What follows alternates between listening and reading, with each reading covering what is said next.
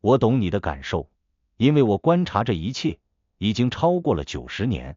我是沃伦·巴菲特，很多人跑来问我投资的秘诀，想知道下一个能赚大钱的股票是什么。但今天我不打算说那些，我想聊聊，在积累了令人瞠目的财富之后，在我生命的这个阶段，回过头看，什么才是真正重要的事。这或许不像一个投资课，更像一个老朋友的肺腑之言。而最核心的一点，我要先告诉你，你苦苦追逐的可能只是一个计分牌，而真正让你每天跳着踢踏舞生活的，是你对正在做的事情那份纯粹的热爱。财富只是热爱与专注的副产品，我这么说是有底气的。我管理伯克希尔哈撒韦超过半个世纪，见证过无数次市场狂热与寒冬，也见过无数人起起落落。我经手的资金数以千亿计，但这漫长的旅程教给我最重要的一课，恰恰与金钱的数字无关。让我们先来看看你正在经历的。你看，现在整个世界好像一台加速运转的机器，每个人都被无形的鞭子抽打着，喊着更快、更多、更好。你盯着你的计分牌，银行账户的余额，名片上的头衔，社交媒体上的点赞数，你用它来衡量自己，更用它来比较别人。比赢了，短暂窃喜；比输了，焦虑蔓延。这就陷入了一个怪圈，你跑得越来越快，却越来越不知道自己要去哪里。你不敢停，因为害怕被甩下，但继续跑又只有深深的疲惫。这不是生活，这像是一场没有终点的追逐赛，而跑道是别人给你设好的。这让我想起我那个住了60多年的家。1958年，我花了3.15万美元买下它。很多人不理解，一个世界顶尖的富豪为什么还住在这么一栋老房子里，没有围墙，没有奢华的装饰。他们问我为什么不换一个更像富豪的住所。我的答案很简单，这里充满了我和家人的记忆，它让我感到舒适和快乐，这就足够了。你看，社会总在灌输一种观念，更新、更大、更豪华才意味着进步和成功。于是人们不停地交换，换更大的房，换更快的车，换更时髦的物件。你以为你在追逐幸福，但很可能你在这一路换的过程中，把自己真正珍视的东西给弄丢了。你以为幸福在下一个购物车里，但其实它可能就在你早已拥有的寻常的温暖里。我的一生，在很多人看来，是一个反潮流的存在。在这个崇尚复杂、追捧快速变化的时代，我刻意选择了简单。我吃简单的食物，汉堡和可乐让我很开心。我享受简单的娱乐，比如打桥牌。我热爱阅读，尤其是公司的财务报告。我的欲望很简单，所以我的视线很少被干扰，我的决策也很清晰。而你们今天面临的最大挑战之一，就是欲望太嘈杂。每一个应用，每一条推送都在对你呐喊，你缺少这个，你值得拥有那个。你的生活变成了一场庞大的、疲惫的收集游戏，收集物质，收集标签，收集虚拟的认可。可到头来，你内心收集到的往往是更多的焦虑和无所适从。说到这里，你可能觉得是因为我有了花不完的钱，才能这么云淡风轻。不，你错了，顺序恰恰相反，是因为我先拥有了这种简单和专注的心态，财富才随之而来。我认为我投资能力中最关键的一部分，其实与智商关系不大，它关乎情绪，关乎你能否保持内心的平静。这种平静的能力，在这个时代格外稀缺。你的情绪被算法精心设计的内容所牵引，时而亢奋，时而愤怒，时而又陷入低落。你习惯了被持续的刺激，以至于平静反而让你不安，让你怀疑自己是否正在错过什么，是否已经落后。但我要告诉你，我的朋友，真正的力量往往源于静止。你看一棵橡树，它从不乱跑，只是深深地将根扎进泥土，所以狂风来时，它才能岿然不动。而一个人，如果总是慌慌张张，东奔西跑，他的脚下就没有根基，一阵小风就能让他心神不宁。我的投资哲学本质上也是一种生活哲学，找到少数几件你真正理解、真正相信其价值的事情，然后像守护珍宝一样，全心全意的投入，用足够长的时间去陪伴它成长。我选择公司是这样，我经营自己的人生也是这样。你们现在太容易切换频道了，工作遇到瓶颈，第一反应是换个行业，感情进入平淡，就想着换个人，对生活感到厌倦，便渴望换个城市重启一切。你们总是觉得答案在遥远的别处，但根据我90多年的观察，答案更可能就在你的此处，就在你正在做的工作里，就在你身边人的身上。我常说的人生就像滚雪球，重要的是找到很湿的雪和很长的坡，这个很长的坡就是你能持续一生的热爱与专注领域，而很湿的雪就是你在这个领域里持续投入的时间和精力。很多人失败不是因为找不到雪，而是因为他们没有耐心，总是在不同的坡道间跳来跳去，从未让雪球有机会滚大。那么具体来说，这种无休止的追逐和内心的空虚会给你带来哪些真实的危害呢？第一，它会彻底偷走你的注意力，这是你最宝贵的资本。你的注意力就像一束聚光灯，如果你把它分散照向100个地方，每个地方都只有微弱的光，什么也看不清楚。但如果你把它聚焦在1、2个点上，就能产生巨大的能量，照亮本质。现在的情况是，你的这束光被外界廉价的甚至免费的收割了，各种信息、娱乐、广告在疯狂争夺它，结果就是你无法在任何一件事上深入思考，你的判断力变得肤浅，你越来越难以做成有长期价值的事情。在投资里，分散风险是明智的，但分散注意力是灾难性的，人生也是如此。第四，它会让你与真正重要的人和关系渐行渐远。当你把所有精力都投向外部竞争和物质积累时，你分配给家人、挚友以及自己内心的时间就必然减少。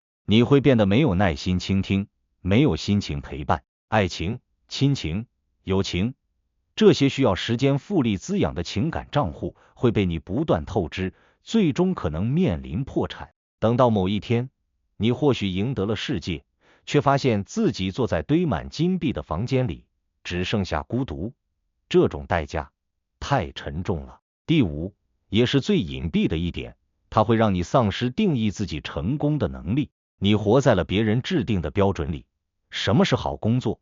什么是好生活？什么是成功的人生？答案仿佛都是社会媒体、周围声音告诉你的。你像一个提线木偶，按照既定的剧本表演，却从未问过自己，这真的是我想要的吗？你放弃了对自己人生的定义权和解释权，这是最大的悲哀，因为你交出了自己人生的方向盘。听到这里，你可能会有点沮丧，甚至觉得，巴菲特先生，您说的这些我都明白，可现实的压力就在那里，我怎么能跳出来呢？我该怎么办？别着急，朋友，认识到问题是改变的第一步。我并不是要你立刻抛弃所有责任，归隐山林，我是要教你一些具体的，可以马上开始做的心态和方法，帮你从这台疯狂的跑步机上找到走下来的阶梯。第一个方法，给你的生活做一次内部计分卡审计。从现在开始，尝试建立一套完全属于你自己的评价体系。每晚睡前，不要问自己今天赚了多少钱或比别人多做了什么，而是问自己这3个问题：一，我今天有没有花时间在我真正感兴趣的事情上，哪怕只有半小时？二，我今天对待身边的人、家人、同事、朋友是否足够真诚和友善？三，我今天的学习或工作是否让我感觉到了成长和充实？把答案写在纸上，坚持1个月，你会发现，你的关注点会从外部激烈的评分赛，慢慢转向内部平静的耕耘。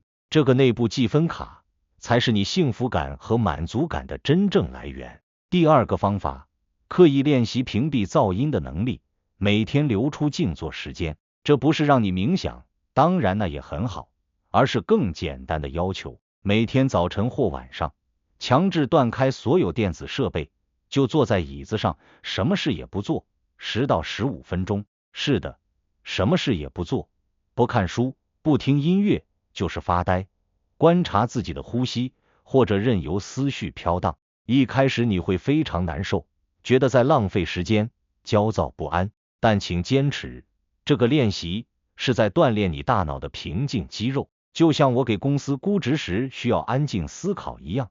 你需要这段空白来厘清什么是外界强加给你的欲望，什么才是你内心真正的声音，这是找回专注力的起点。第3个方法，实践少即是多的物理断舍离。找一天时间，从你的衣柜、书架，甚至手机应用开始，拿起每一件物品，每一个 App， 问自己，它在过去90天里，是否为我带来了真实的、持续的快乐或价值？如果没有，果断的感谢它，然后清理掉，减少你身边的物理杂物和信息输入源，就像给拥挤的房间开窗通风。你拥有的东西越少，你需要维护、打理、分心去关注的东西就越少，你反而会觉得更自由、更清晰。记住，你不是在丢弃物品，你是在为自己真正珍视的事物腾出空间和精力。第4个方法，重新定义你的投资行为，把时间和精力投向你的人际关系，像分析一家公司一样，去分析你生命中最重要的几段关系，伴侣、父母、孩子、挚友，他们是你的情感优质资产。定期为这些资产投入高质量的资本，那就是你全神贯注的陪伴时间，用心准备的对话，以及不计较回报的付出。不要等到这些关系出现危机或亏损时再去补救。日常的、稳定的投入会产生巨大的情感复利，这比投资的回报是任何金钱都买不到的支持、温暖和意义感。第5个方法，找到你的失血和长坡，并开始微小但持续的滚动。认真想想，抛开金钱和面子，有什么事情是你单纯因为喜欢而愿意做的？是写作、园艺、钻研某个历史阶段，还是学习一门乐器？那就是你可能的失血。然后选择一个你能长期投入的坡道，不一定非要辞职，可以是每天早起1小时，或者每周6的下午。关键不是一开始做的多轰轰烈烈，而是像滚雪球一样，每天推进一点点，让这个雪球在你的生命里持续滚动变大。这个过程本身就会给你带来巨大的满足和动力，它会逐渐成为你跳着踢踏舞去工作的源泉。第6个方法，建立你的不为清单。聪明不仅仅是知道该做什么，更是清楚的知道什么是不应该做。列出那些明确会消耗你精力、破坏你情绪，且对长期目标无益的事情。例如，不在睡前刷社交媒体，不参与办公室的无谓八卦，不为了合群而答应所有饭局，不因为打折而购买不需要的东西。把这张清单贴在显眼处，每成功拒绝一次清单上的事，你就为你真正重要的事守住了一份能量。保护你的时间和注意力，要像保护你最宝贵的本金一样警惕。第7个方法，学习用长期主义者的视角看待挫折。当遇到不顺、失败或批评时，不要立刻陷入情绪崩溃或全盘否定，试着把自己想象成一个世纪后的旁观者，来回看今天这个小小的挫折，它还会那么重要吗？很可能不会。市场有起落，人生也有周期，大多数当下的巨大危机，拉长时间看，都只是曲线上的一个小波动。培养这种视角，能让你在逆境中保持情绪稳定，做出更理性的判断，而不是被恐慌或沮丧牵着鼻子走。平静是应对一切风浪的压舱石。好了，朋友们，我们聊了这么多，其实核心就是一句话，别让那个浮于表面的积分牌指挥了你全部的人生。你要去找到那件能让你眼睛发光的事，找到那些让你心里温暖的人，然后像园丁照料花园一样，付出耐心，付出时间。我今年90多岁了，回顾我的一生，我最感激的不是我拥有多少财富，而是我始终有幸在做我热爱的事，并和喜爱的人在一起。我的财富只是一个我专注做自己喜欢的事情时无意中收获的副产品。你完全可以从今天，从此刻就开始调整，不必惊天动地，就从今晚关掉手机，安静的做10分钟开始，就从明天真心的问候一个家人开始，就从这周清理掉一件再也用不上的旧物开始。把人生的方向盘牢牢抓回自己手里，去定义属于你自己的成功，去积累属于你自己的无法被剥夺的内心财富。记住，很湿的雪和很长的坡一直就在那里，关键是你是否愿意停下来看清楚，然后坚定的快乐的开始滚你自己的雪球。